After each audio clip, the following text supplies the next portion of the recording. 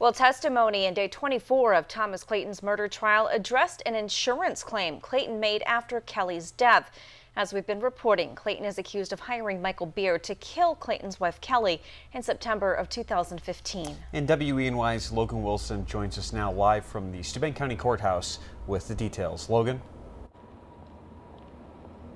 Nick and Renata, last week the prosecution only called 3 witnesses to the stand, and today they called 5 witnesses to the stand. Now testimony resumed today in Thomas Clayton's murder trial, and this morning it began with a Steuben County Sheriff's Sergeant. Now this sergeant testified to riding a gray Mongoose bike in February. He rode a route from Michael Beard's house to ServPro.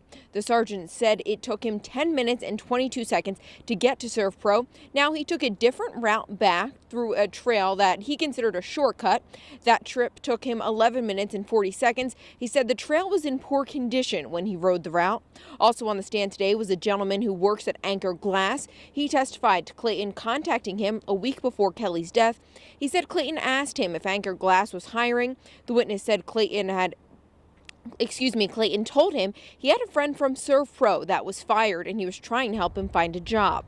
Also on the stand this afternoon was an insurance adjuster from Erie Insurance. He testified to handling the claim Clayton filed following Kelly's death. The adjuster said the claim was a bodily fluid cleanup. He said Clayton never mentioned any theft of money, jewelry, or a lockbox. The witness said Clayton's home insurance policy would cover those things. He said Clayton claimed the losses of things like clothes, bed sheets, and pillows. He also said Clayton signed a sworn statement saying he did not report any thefts to police. Now, coming up on WENY News at 6, I'll tell you about the other witnesses that testified today, including DNA evidence that allegedly links Michael Beard to the Clayton home the night of Kelly's death.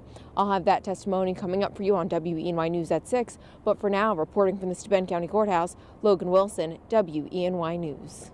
Well, a DNA analyst took the stand today in Thomas Clayton's murder trial, testifying to analyzing profiles of the Clayton's home in Clayton and from the alleged murder weapon. And our very own Logan Wilson joins us now live from the Steuben County Courthouse with the latest. Logan?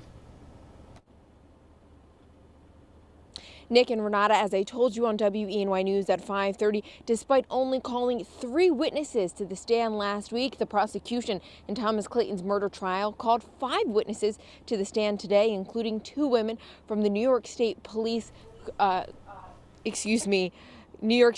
Crime Lab in Albany. Forensic scientist Leah Egnor testified, examining many pieces of evidence, including the alleged murder weapon, Kelly Clayton, Thomas Clayton, and Michael Beard's clothing. Egnor said Thomas Clayton's clothing retrieved the night of Kelly's death had no blood on it. Michael Beard's alleged clothing from that night, which were found in a swamp in Elmira Heights, were positive for blood on the pants. Now, Amanda Britton, another forensic scientist, testified to the DNA on those items, as well as other evidence from the scene.